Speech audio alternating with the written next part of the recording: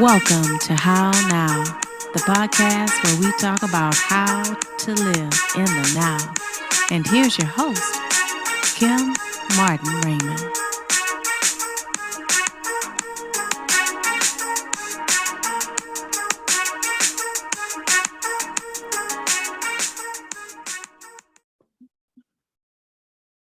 Peace and blessings, and welcome to another edition of the How Now podcast, where we talk about how to live in the now. I am your host, Kim Martin Raymond. I'm a minister, spiritual life coach, author, and founder of Redefining You, LLC, where I help my clients to realign themselves, mind, body, and spirit. And if this is your first time listening in to the How Now podcast, welcome. Make sure that you go over to my website, www.hownowpodcast.com, and pick your favorite podcast platform, or you can click on the banner and it will take you to the How Now YouTube channel where you can like, follow, share, and subscribe. So make sure that you go to www.hownowpodcast.com and tune in. We look forward to you joining us on our weekly show that airs every Wednesday at 8 p.m. So this month is Mental Health Awareness Month. And we wanted to make sure before we close out the month that we talked about this, because there are so many things that are going on in this world, things that are going on that are affecting not only the lives of people individually, but it's affecting others. We've been hearing a lot of things in the news. We've been seeing a lot of things on social media. We've been hearing terms like gaslighting and people struggling with being misdiagnosed or misunderstood. And we really want to talk about advocacy, and we really want to talk about what's happening around the whole issue of mental health. And so to help me talk about that today is my lovely guest. And as is customary with the How Now podcast, I'm going to have her to introduce herself at this time. Hi, my name is Vickie Joe. I'm a recent author of a book called My Sanity Quest, Tears, Trials, and Triumphs.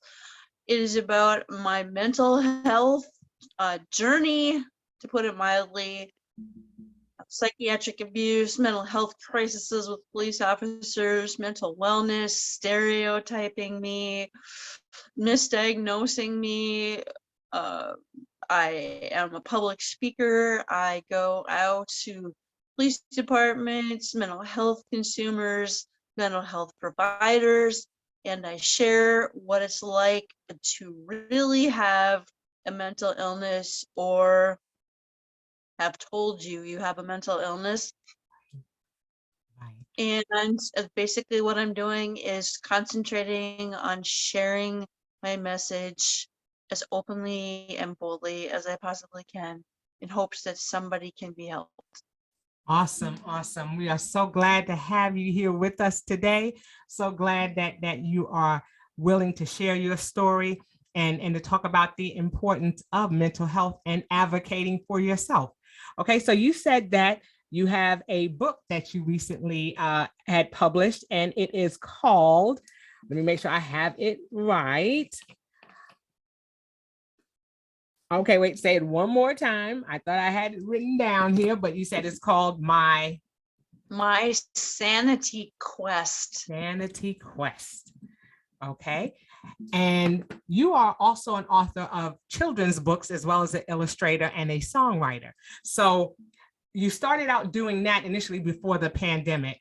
So what prompted you, like you said, to start writing this book at this time in your life? Well, my son wanted me to write down stuff and share stuff, and he wanted me, to write the book. And so after many years, I just decided I'm going to get all my hospital records, both medical and psychological records. And I started writing this book, but he kept encouraging me, and I kept on hearing from him and other places that if you write down your trauma, it is the best way to heal from PTSD. So that is the reason why I wrote it. And then I realized that I could go and tell other people about what I went through. Yeah. And I mean, and I know, I'm sure it was a little difficult to write because you have to relive some of the things that you went through, right? You know, the only thing, and I'm not kidding you, the only thing that bothered me in the whole entire book was my relationship with my mom. Mm. It's still something that I'm trying to figure out. Other than that, I was astonished that I could recall every single detail of being raped, of being molested, the dream that I used to have right before I would have crawled in with my dad, all these things, specific details. And I did not have a problem. None. I had no problem. And then people wanted to hear, what have you written? What have you written? And I would read some of my stories to them, and it didn't bother me at all. I don't get it. I like be healed. Wow. Well, I mean, that's great that, they talk about that. They talk about journaling and writing things down and being able to release them. And so I'm sure it was a big release. Now you spoke about, a little bit of a challenge with your relationship with your mom. Has she read your book? My mother passed away about 8 or 9 years ago. Okay. My condolences. I just realized some of the stuff that she did. And it was, yeah, I figured out a bunch of things and reasons why things happened and stuff. Right. Right. And you were able to release some of that, I'm sure, in the book, and probably were able to release some of the things that you possibly would have shared with her had she still been living, huh? Oh, no. No. So it was just recalling a lot of what happened. Right. It was hard when I was writing some of the stuff. It touched me when we were all tiny, tiny little children, and she had us get on our knees and pray that God would deliver us from, being hurt while we slept, because we were literally living in that fear of dying on a daily basis. But that she did that, and that I had Jesus in my heart from childhood, still Mhm. do. And then the other things, like I went to a mental hospital because of her account, and she didn't take me to a regular doctor. And just the way that she screamed at me and tore apart every part of my body and my mind and Mm. thing. And I ran away from home, and it was very confusing. And it was just a lot to deal with. Yeah, I'm sure. I'm sure, because you expect that the person that is closest to you is going to advocate for you and is going to speak up for you.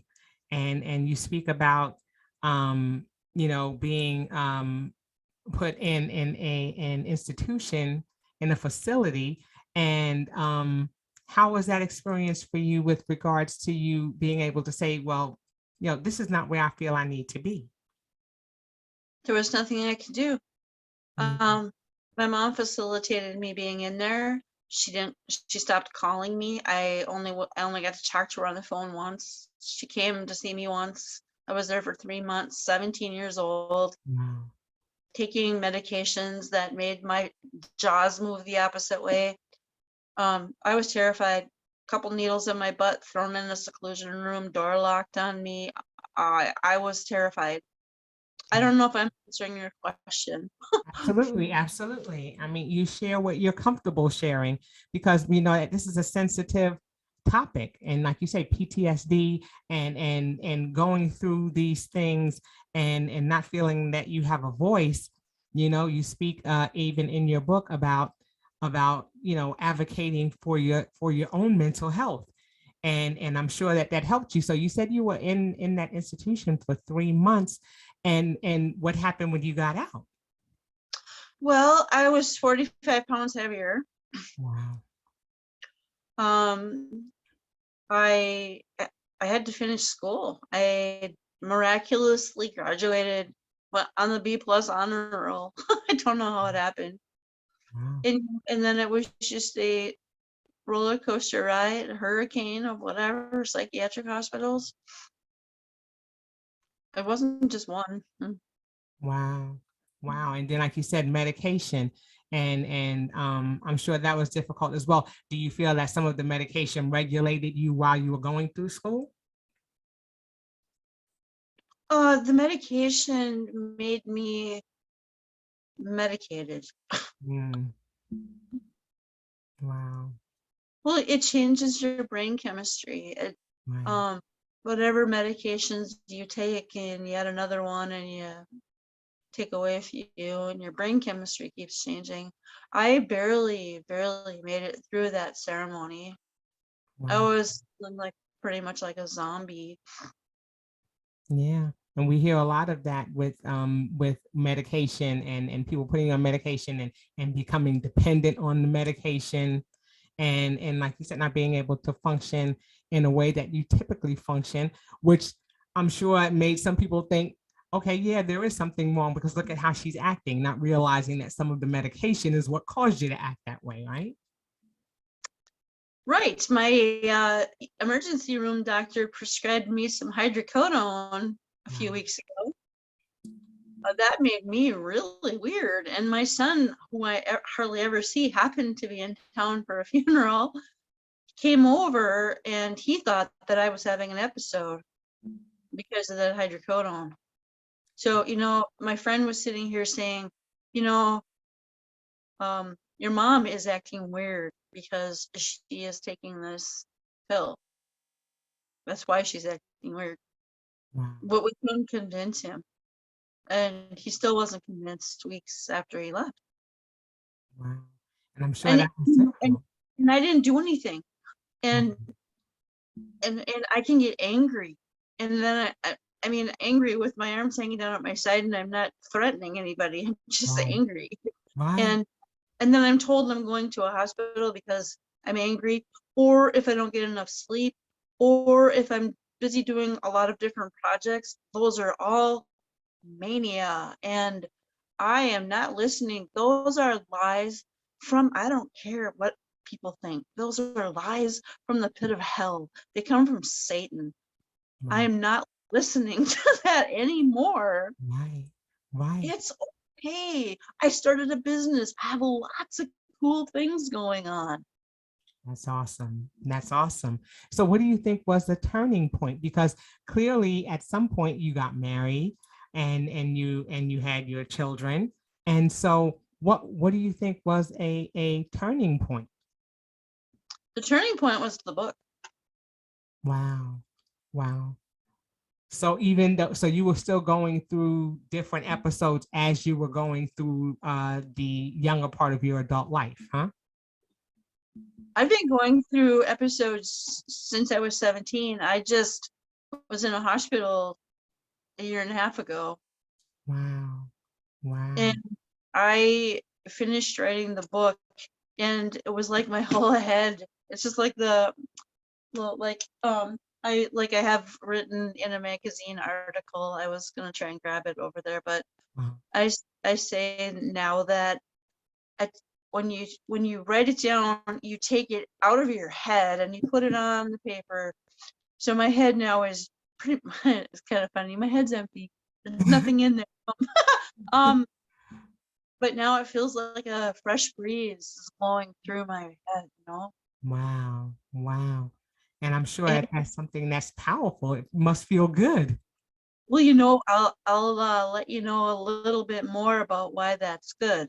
Mhm. Because when you have, or when I had all of those traumatic experiences in my head, um, they made obtrusive thoughts, intrusive things. All of a sudden, a thought would pop into my head from 20 years ago or whatever. Do you know what I'm talking about? Mhm.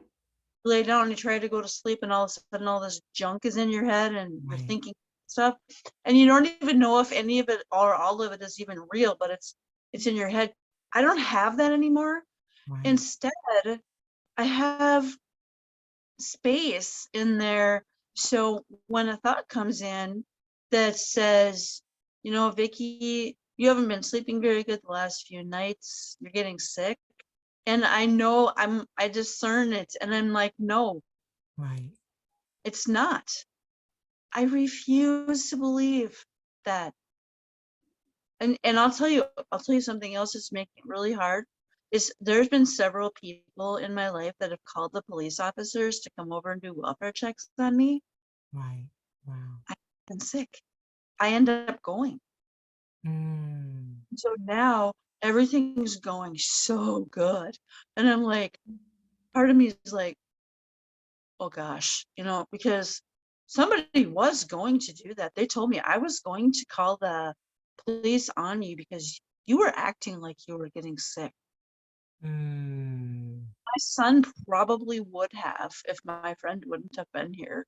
Right. That Right. that's how serious the stereotyping and these myths. Yeah. Yeah. Because it's like you said, when people start saying it and others start believing it, and you're like, no. And like you said, you have to be able to advocate for yourself. But when you have a long history of going in and out of the hospital, people tend to think, oh, well, no, you're being manic, like you said. And you're like, no, I'm not sick. And like I said, I'm grateful that your friend was there to advocate for you, and that's a lot of what's missing sometimes too. And one thing that I find interesting is that you know you said that you've been dealing with this for such a long time, and that you were able to finally release through the book, but there, when you think about someone having children and going through their daily life, there had to be some normalcy, something that made people think that everything was fine, because you were a mom, you were able to raise your children to adulthood. And so there's something to be said for that as well, right? I didn't raise my children to adulthood. I Ah, went in and out of hospitals, and my children went in and out of foster care with grandma, with dad. wow. and yeah, so no, I didn't. But you have a relationship with them now, Well, where they just come and listen to you every now and then? we have some interesting things going on. my daughter right now is in Minnesota Adult and Teen Challenge, which is a Christian, extremely amazing place where she can heal from her drugs, alcohol, trauma, Wow. learn to cook, clean, take care of her finances, and she's in there. Wow. Then my son just retired from the Navy, and I was able to go down there, but I haven't been with them.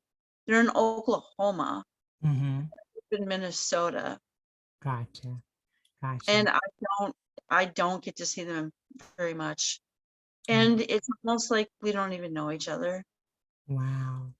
Do you know if they were able to read your book and to see My some of son, what you had my to son learn? read my book, and after he told me to not hold back and to write it and stuff, he couldn't believe it. It was like way too much. Yeah, it was too much for him. Wow. Wow. But at least he knows the story. At least he knows what happened. At least he understands the trauma that you went through, through almost all of your life. And so, like you said, hopefully it creates a platform where you can begin to build again. Like you said, say you're at a place where now you can release those things and be in a good space to be able to talk about them, to be able to write about them, and to have people understand that what you experienced isn't who you are.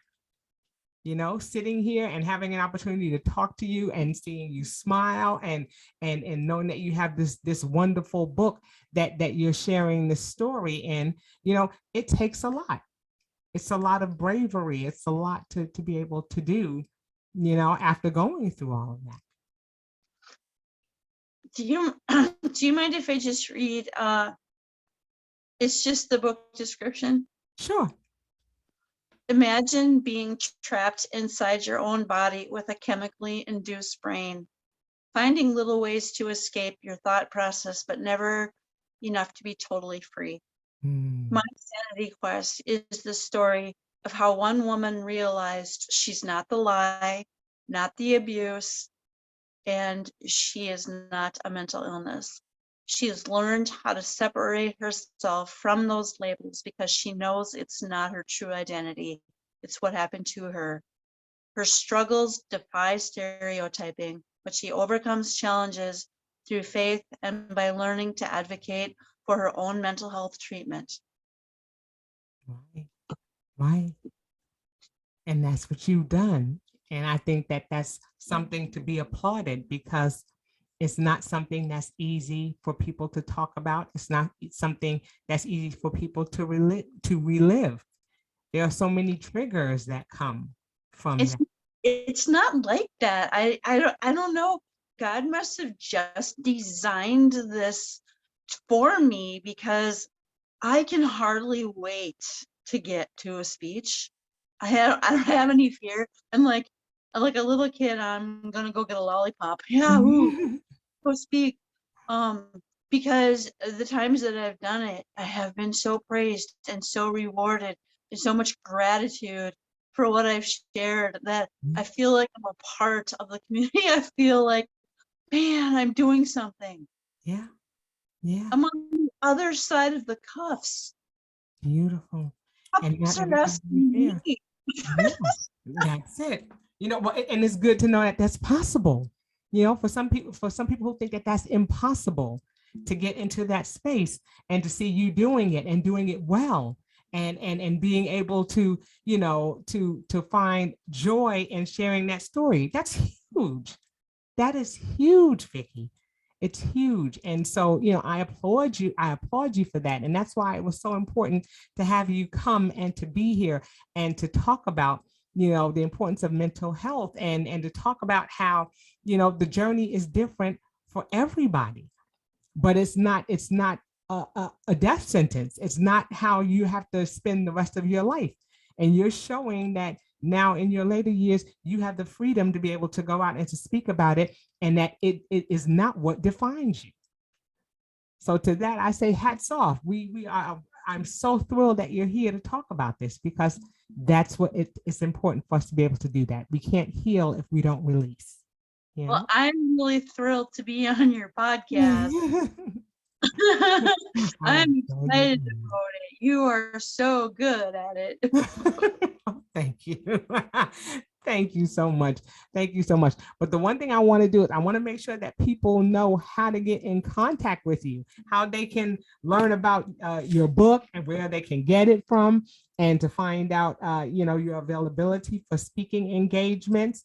And I know we talked a little bit, off the air about, doing Zooms and being able to step outside of your comfort zone and do things like this, because, when you have an opportunity to connect with people and now you have to do it electronically, it's another thing that you have to learn to do. And it's just like, I don't want to do this. But That's what you can teach. absolutely, that's what I'm here for. Well, look, you're getting plenty of practice today. Okay, so give them your website. Tell me your website so they know how to get in contact with you. Okay, I can tell them. Yes. I can tell them that it's VickieJo.com, but there's several ways how to spell Vickie. Okay, so tell them how to spell it. Vickie.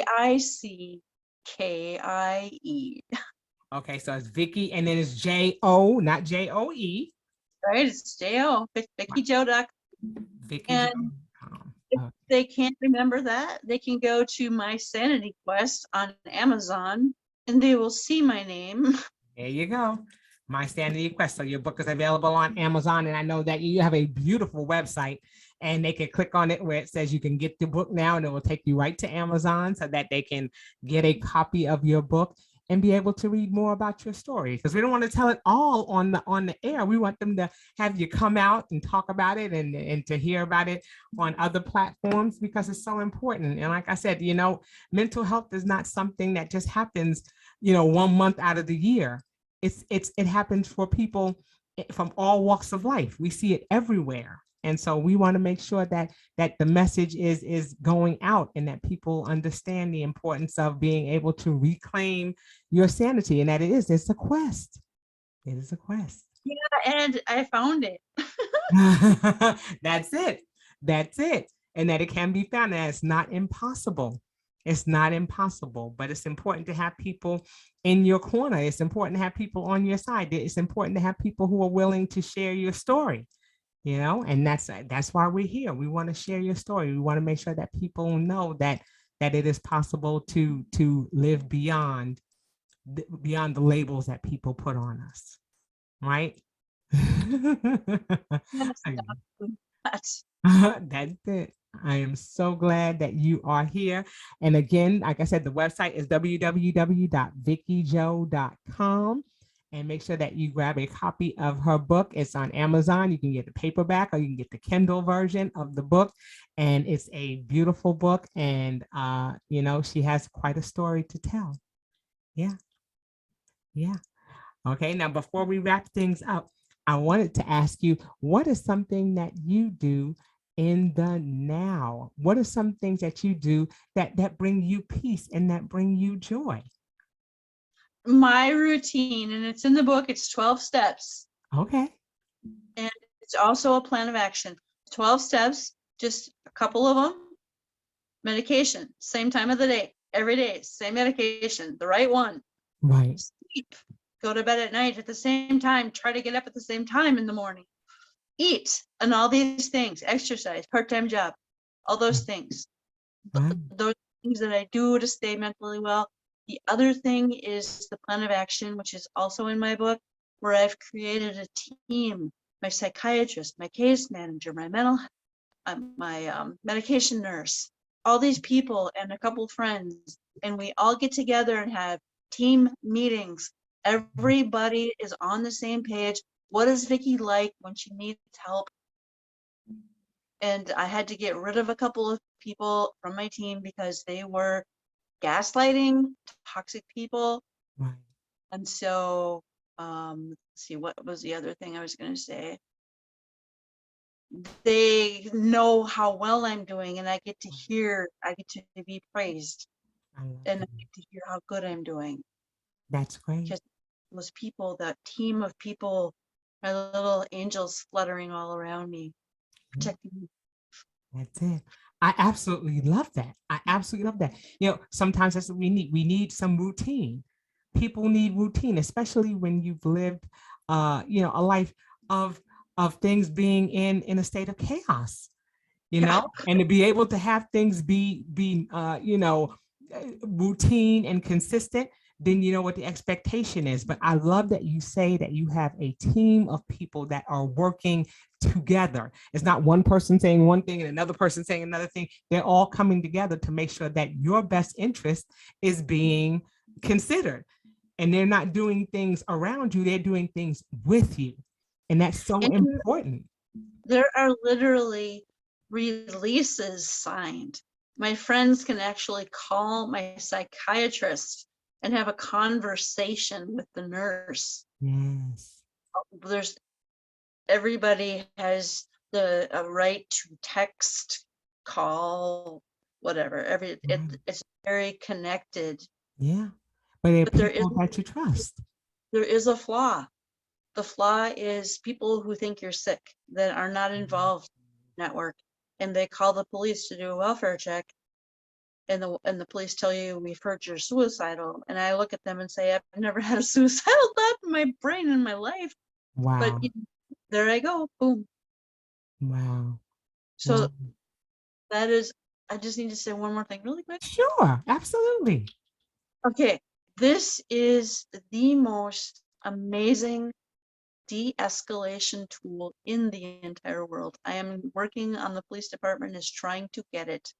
It is called the Vitals app. You can go to the vitalsapp.com.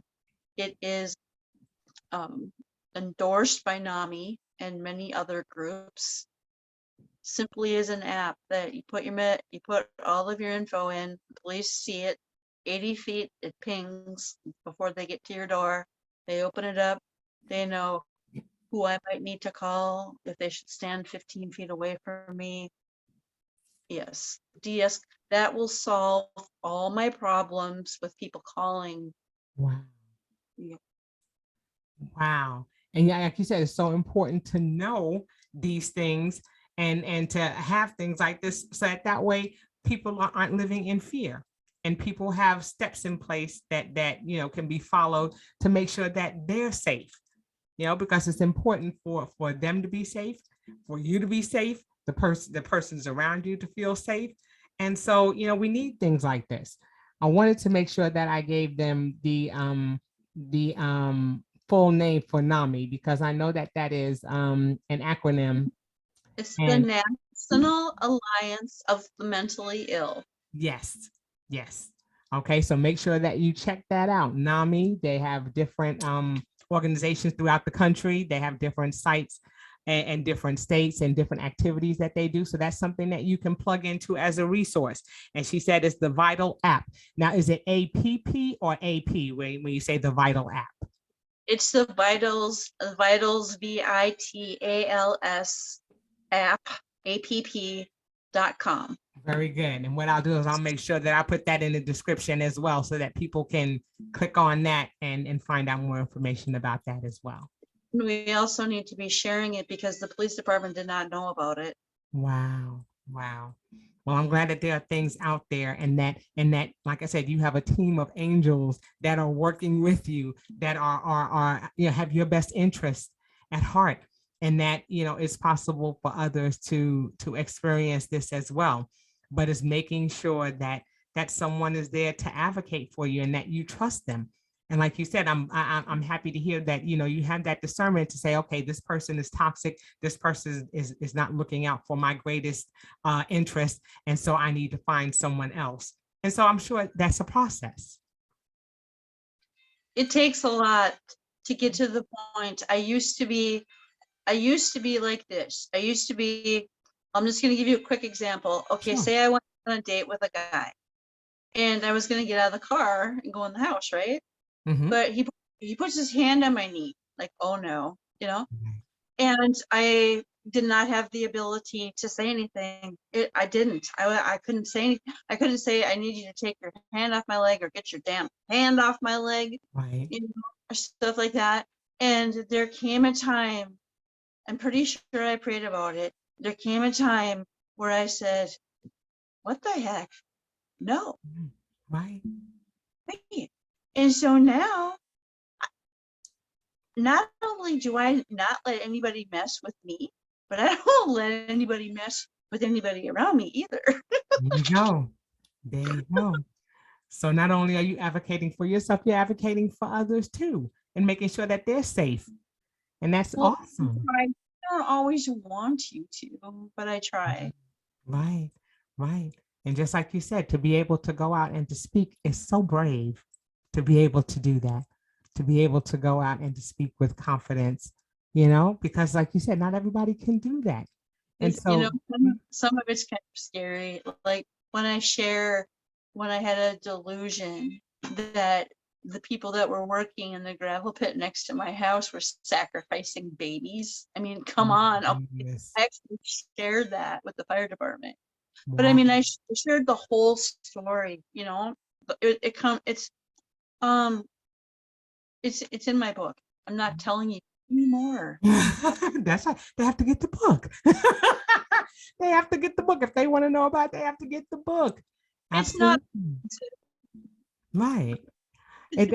But it's your story, it's your legacy. It's letting people come into a space that can be a very sensitive space for some, and you're breaking through that glass ceiling and saying, okay, this is not how I'm going to live out the rest of my life. And you'll be able to share that story. And now that book is going to be around, in publication for people to read for years to come. And that's important. It's important that we do that. And so again, I want to say thank you to you for coming, for sharing, for giving us some guidance on some things that we can do, and that it's not hopeless, that it's a possibility to be on a sanity quest and to actually arrive at a place of peace. So again, I thank you and I wish you the best in everything that you do. I know that I will probably have you come back and share some more because we're not done. There are a lot of things to talk about, a lot of different aspects. We can't cover it all in the short amount of time that we're together, but I'm glad that you're here and we're at least starting the conversation. You are amazing. Thank you. Well, is there? I want you to be my sister. Well, we are sisters. We are sisters in Christ. So yeah, it's already started. So look, you're stuck with me now. You are stuck with me. Okay. So is there anything else that you want to leave with? Any words that you want to leave with our listeners before we go?